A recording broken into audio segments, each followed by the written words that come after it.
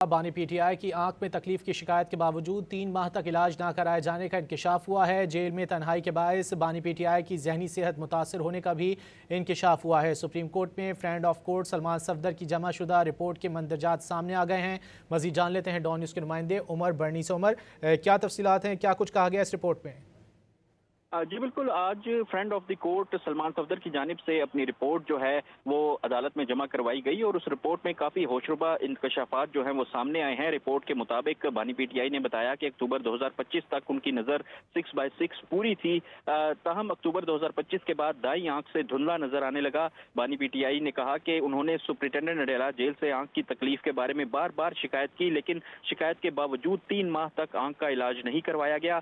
Report میں مزید کہا گیا ہے کہ پمز اسپتال کے ماہر چشم ڈاکٹر عارف نے ان کی آنکھ کا معائنہ کیا اور پمز اسپتال میں علاج کے باوجود جو ہے ان کی جو دائیں آنکھ کی بینائی ہے وہ صرف 15% جو ہے وہ باقی رہ گئی ہے۔ رپورٹ کے مطابق جیل میں بانی پی ٹی آئی کو بروقت طبی سہولتیں نہیں دی گئیں، آنکھ میں خون جمنے سے شدید نقصان ہوا۔ ملاقات کے دوران بانی پی ٹی آئی کی جو آنکھ تھی اس سے بھی پانی آتا رہا، یہ رپورٹ میں کہا گیا ہے۔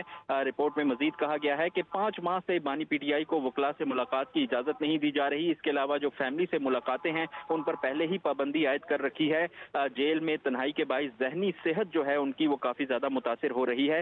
رپورٹ میں مزید کہا گیا ہے کہ بانی پی ٹی آئی نے یہ بھی ہمیں بتایا کہ گرمیوں میں مچھروں سے نیند متاثر ہوئی اور شدید گرمی کے باعث ان کو جو ہے وہ ٹھیک طرح سے نیند بھی نہیں آتی تھی۔ اس کے علاوہ جو حشرات تھے وہ بھی ان کے سیل میں آ جاتے تھے، تو کافی مشکلات کا بانی پی ٹی آئی کو سامنا رہا، جس کی تمام تر جو شکایات ہیں وہ بانی پی ٹی آئی نے سلمان صفدر کے ذریعے سپریم کورٹ سے کی ہیں۔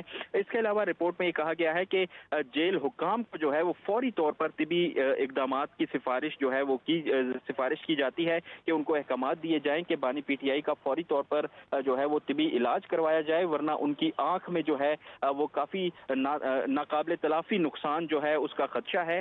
مزید رپورٹ میں کہا گیا کہ ان کی جو بیٹوں سے ٹیلی فونک ملاقات تھی وہ بھی نہیں کروائی جا رہی، جس کے باعث بانی پی ٹی آئی ہیں وہ ذہنی جو اذیت کا شکار ہیں اور ان کی بیٹوں سے ملاقات کروانے کے احکامات بھی جاری کیے جائیں۔ اس کے علاوہ بانی پی ٹی آئی نے یہ بھی بتایا کہ 2 سال سے ان کے دانتوں کا معائنہ بھی جو ہے وہ نہیں کروایا گیا اور ان کی عمر کے مطابق باقاعدگی سے بلڈ جو ہے وہ نہیں کروایا ہے۔